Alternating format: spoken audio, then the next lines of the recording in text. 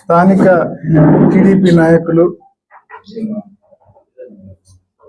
BTech Ravi ఆయనతో పాటు మరికొంతమంది ప్రెస్ మీట్ పెట్టి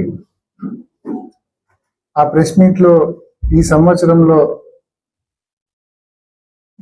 ఏదో సాధించామని చెప్పి చాలా సంతృప్తి చెందినామని చెప్పినారు.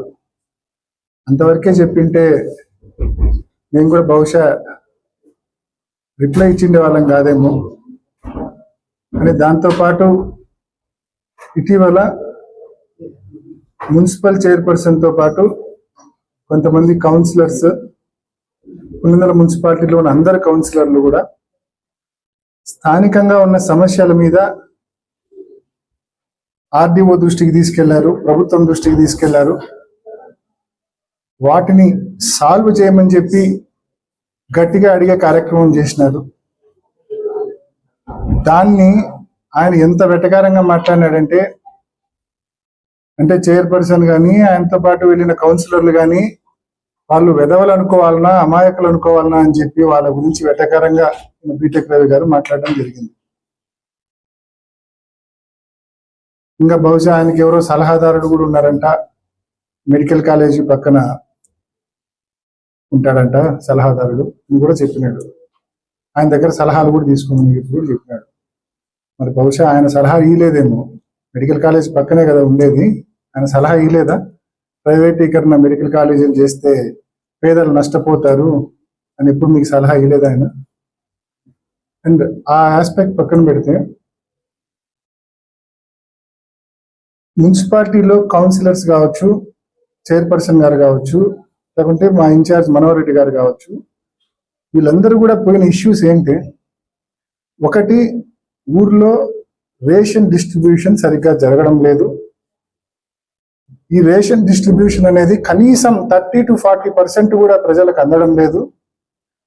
60-70% మొత్తం అక్రమ రవాణా జరిగి మీకు మిస్యూజ్ అయ్యి దాన్ని మళ్ళీ పాలిషింగ్ చేసి ఎక్స్పోర్ట్ చేసే కార్యక్రమం చేస్తున్నారు.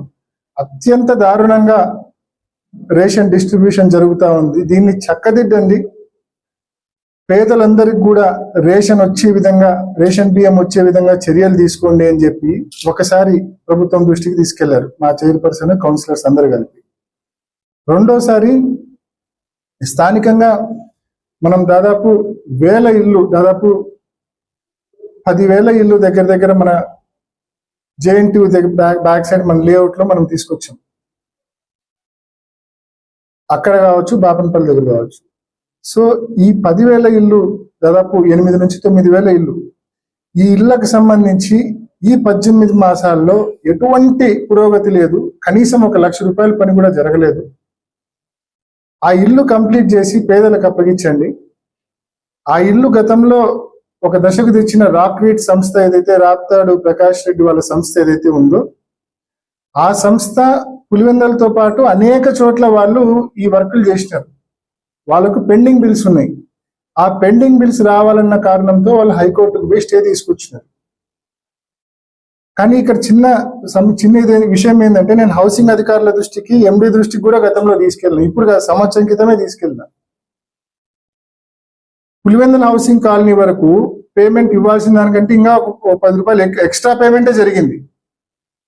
హౌసింగ్ కార్పొరేషన్ ఎండి ఈ ప్రభుత్వంకు కొంచెమైనా పులివెందుల మీద చిత్తశుద్ధి ఉంటే, పులివెందుల హౌసింగ్ కాలనీకి మేము ఇంకా పేమెంట్ ఎక్సెస్ చేసినాము, ఇక్కడ ఎటువంటి పెండింగ్ పేమెంట్ లేదు, కాబట్టి కోర్టు ఏదైతే స్టే ఇచ్చిందో ఆ స్టే నుంచి పులివెందుల హౌసింగ్ కాలనీని మాత్రం వెకేట్ చేయండి అని చెప్పి ఒక చిన్న అఫిడవిట్ వేస్తే గన హౌసింగ్ కార్పొరేషన్ వాళ్ళు పులివెందుల హౌసింగ్ కాలనీని అందులో నుంచి వెకేట్ చేస్తారు, ఆ కోర్టు స్టే నుంచి.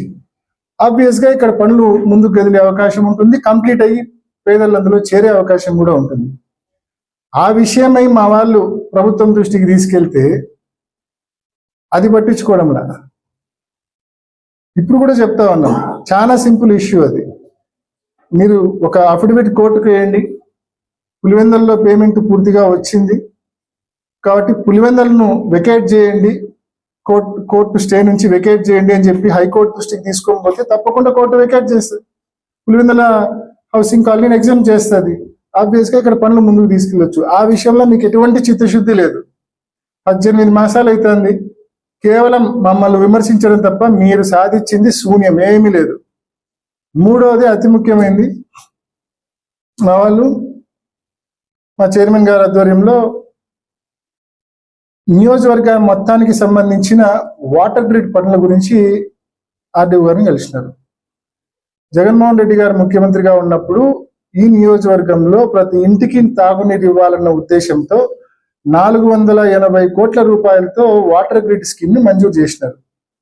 మంజూరు చేసి ఆయన ముఖ్యమంత్రిగా ఉన్న నాటికి 60 నుంచి 65% పనులు కూడా పూర్తి చేసినారు. ఆ పెండింగ్ పనులు పూర్తి చేయమని చెప్పి ఆర్డీఓ గారిని కలిస్తే ప్రభుత్వం దృష్టికి మా మున్సిపాలిటీ, మా చైర్మన్, మా కౌన్సిలర్లు తీసుకెళ్తే దాన్ని వక్రీకరించి పులివెందుల్లో 40 ఏళ్ళుగా వైఎస్ వాళ్ళే ఉన్నారు సర్పంచ్ గా,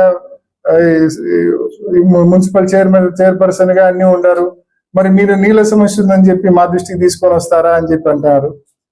సరే, నాకు బుర్ర ఉందనుకోవాలనా లేదనుకోవాలనా? బేసికల్ గా ఒకటి ఆలోచించండి. పులివెందులకు ఇప్పటి వరకు ఈ వాటర్ గ్రిడ్ రాకమునుపు, ఈ వాటర్ గ్రిడ్ స్కీమ్ కు జగన్మోహన్ రెడ్డి గారు శంకుస్థాపన చేయక ముందు వరకు పులివెందుల్లో ఒకటి మన నియోజకవర్గంలో ప్రధానంగా సిబిఆర్ నుంచి 140 పల్లెల స్కీమ్ ఒకటి నడుస్తా ఉంది. ఇది అందరికీ తెలిసిన విషయమే. అదేవిధంగా వేంపల్లెలో అయితే గన వేంపల్లె పాపాగ్ని నుంచి వేంపల్లె టౌన్ ప్లస్ ఒక 18 పల్లెల స్కీమ్ అదొకటి నడుస్తా ఉంది. చక్రాపేట మండలంలో అయితే గన కే రాచుపల్లె డ్రింకింగ్ వాటర్ స్కీమ్ ఒకటి నడుస్తుంది. పాపాగ్ని నుంచి చక్రాపేట మండలం స్కీమ్ నడుస్తుంది. దీనికి సంబంధించిన మెయింటెనెన్స్ కు ప్రతి ఏడాది కూడా జిల్లా పరిషత్ టెండర్లు పిలుస్తూ ఉంటుంది. ఇవి మనకు అందుబాటులో ఉన్న పథకాలు. వీటితో పాటు రాజశేఖర రెడ్డి గారు ముఖ్యమంత్రిగా ఉన్నప్పుడు ఈ ఒక్క 148 పల్లెల స్కీమ్ తో పులివెందులకు నీళ్లు ఇవ్వలేమని చెప్పి నక్కలపల్లె సమ్మర్ స్టోరేజ్ ట్యాంక్ నిర్మించి అక్కడి నుంచి మున్సిపాలిటీకి నీళ్లు తెచ్చే కార్యక్రమం కూడా చేసినారు. ఆ తర్వాత నీళ్ళ సమస్యలు ఎక్కువ ఉంటే ఉల్లిమెల్ల దగ్గర ఒక 5-6 బోర్లు వేసినాం. కదిరి రోడ్ లో కూడా ఒక 5-6 బోర్లు వేసి అవి కూడా మున్సిపాలిటీకి నీళ్ళు ఇచ్చే కార్యక్రమం చేస్తున్నాం.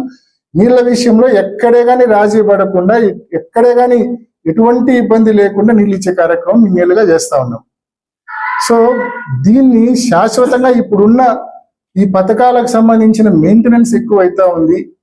ఇప్పుడు ఇన్ని పథకాలు మెయింటైన్ చేయాలంటే భారం అవుతా ఉంది, కష్టం అవుతా ఉంది అని చెప్పి జగన్మోహన్ రెడ్డి గారు మొత్తం కాన్స్టిట్యున్సీలోని ప్రతి ఇంటికి కూడా ఈ వాటర్ గ్రిడ్ స్కీమ్ ద్వారా నీళ్లు అందించాలని చెప్పి ఆయన 480 కోట్ల రూపాయలు మంజూరు చేస్తే అందులో 60-65% పనులు కూడా ఆయన హయాంలో పూర్తి చేస్తే ఆ పెండింగ్ పనులు పూర్తి చేయమని చెప్పి మా వాళ్ళు ప్రభుత్వం దృష్టికి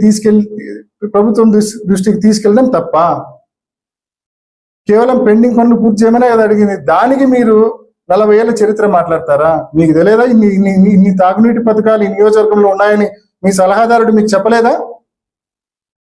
సిబిఆర్ నుంచి 148 పల్లెల స్కీమ్ ఉందని, అదేవిధంగా నక్కలపల్లె నుంచి పులివెందులకు నీళ్లు వస్తాయని, ఉల్లిమెల్ల దగ్గర నుంచి అదేవిధంగా కదిరి రింగ్ రోడ్ నుంచి మున్సిపాలిటీకి నీళ్లు తీసుకుంటారని, అదేవిధంగా వేంపల్లెకు పాపాగ్ని నుంచి తీసుకుంటారని, చక్రాపేటకు పాపాగ్ని నుంచి తీసుకుంటారని, ఇంతకాలం నడిచిన పథకాల గురించి మీకు అవగాహన లేదా? మీ సలహాదారుడు మీకు చెప్పలేదా? మీకు ఇవన్నీ ఏమాత్రం బుద్ధి లేకుండా, ఏమాత్రం జ్ఞానం లేకుండా, ఏమాత్రం అవగాహన లేకుండా బోగస్ మాటలు. నీ పేరు ముందు బీటెక్ అనేది ఎంత బోగస్సో నీ మాటలు కూడా అంతే బోగస్. ఈ బోగస్ మాటలు పక్కన పెట్టమని చెప్పి ఈ బీటెక్ రవి గారికి నేను హితవు పలుకుతా ఉన్నా.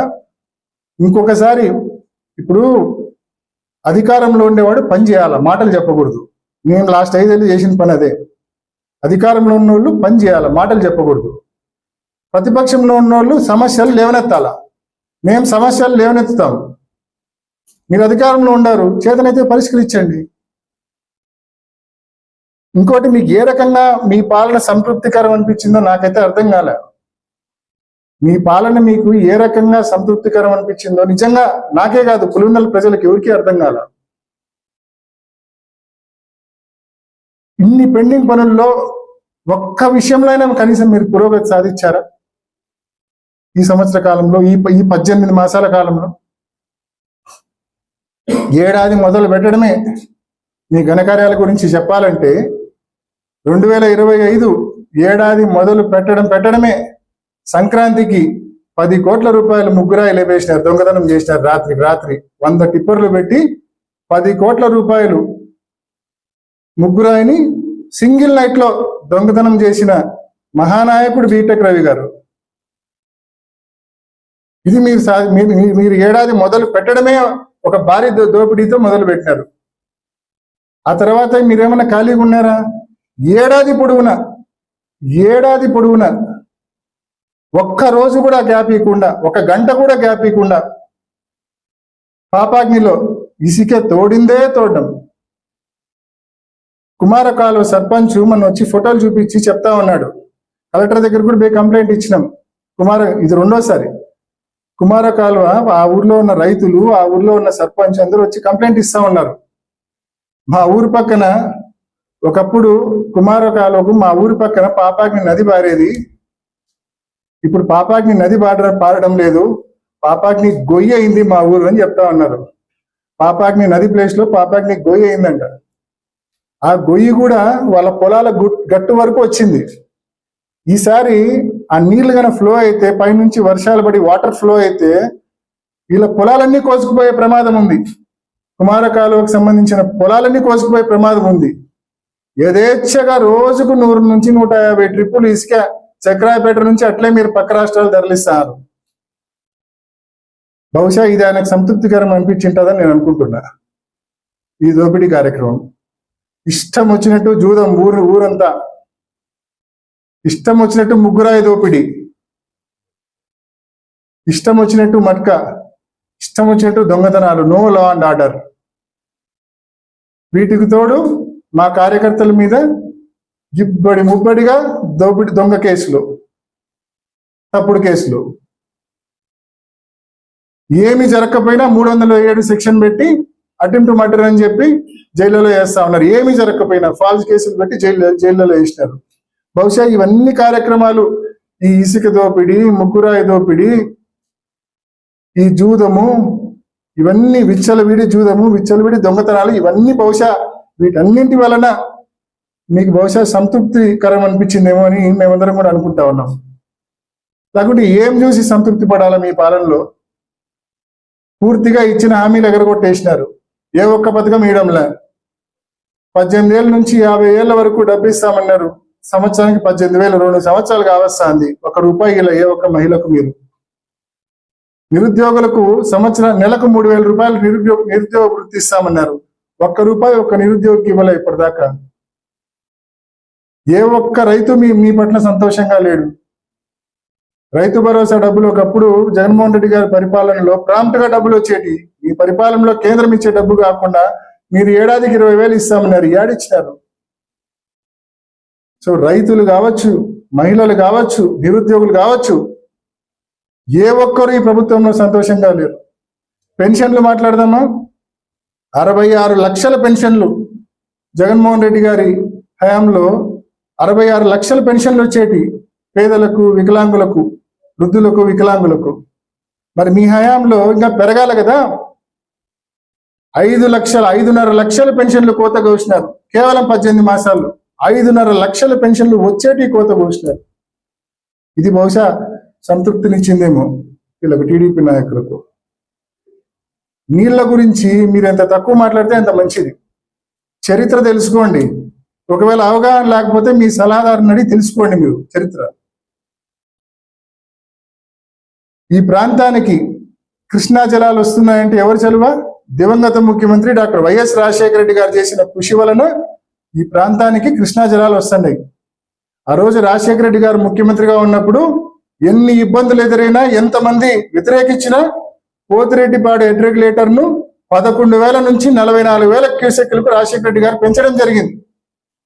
ఆ తర్వాత జగన్మోహన్ రెడ్డి గారు దాన్ని 80,000 క్యూసెక్లకు పెంచడం జరిగింది. ఈరోజు రాజశేఖర రెడ్డి గారు తీసుకున్న నిర్ణయం వల్లనే, ఆయన చేయించిన పనుల వల్లనే గండికోటకు పెద్ద ఎత్తున నీళ్లు వస్తూ ఉన్నాయి. గండికోట నుంచి సిబిఆర్కి ఎత్తిపోతల పథకం ఎవరు చేయించింది? రాజశేఖర రెడ్డి గారు. గండికోట నుంచి పైడిపాలెంకు ఎత్తిపోతల పథకం ఎవరు చేయించింది? రాజశేఖర రెడ్డి గారు. కృష్ణా జలాలు ఈ ప్రాంతానికి వచ్చినాయంటే కారణం రాజశేఖర రెడ్డి గారు.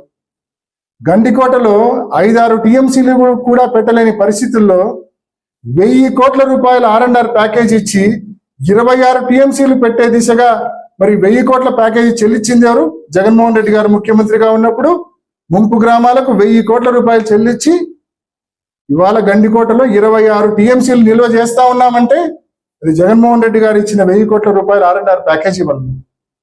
CBR లో మనం ఏనాడు 5 టీఎంసీలను పెట్టి నిల్వ చేసుకోలేదు. మనం CBR లో ఇవాళ మనం 10 టీఎంసీలు నిల్వ చేసుకుంటున్నాం. ఎలా నిల్వ చేసుకుంటున్నాం? 4 గ్రామాలకు 270 కోట్ల రూపాయలు జగన్మోహన్ రెడ్డి గారు ముఖ్యమంత్రిగా ఉన్నప్పుడు R&R ప్యాకేజ్ చెల్లించి CBR లో ఇవాళ మనం 10 టీఎంసీలు నిల్వ చేసుకోగలుగుతా ఉన్నాం. ఈ మాదిరి గండికోటలో అయినా, చిత్రావతిలో అయినా, పైడిపాలెంలో అయినా పూర్తి స్థాయిలో పూర్తి స్థాయిలో ఆ రిజర్వాయర్లు మనం నింపుకుంటున్నామంటే ఆ రోజు రాజశేఖర రెడ్డి గారు, తర్వాత జగన్మోహన్ రెడ్డి గారు కారణం. ఇవన్నీ తెలిసి కూడా ఈ ప్రాంతంలో 2 ముఖ్యమంత్రులు పరిపాలించినా కూడా ఈ ప్రాంతంలో నీళ్లు తేలేకపోయినారని చెప్పి నువ్వు బోగస్ మాటలు మాట్లాడతావా? నోరుంది కదా అని చెప్పి ఏది మాట్లాడినా చెల్లుతుంది అనుకోవద్దు. అధికారం ఉంది కదా అని చెప్పి ఏం మాట్లాడినా చెల్లుతుందని పొరపాటు కూడా అనుకోవద్దు.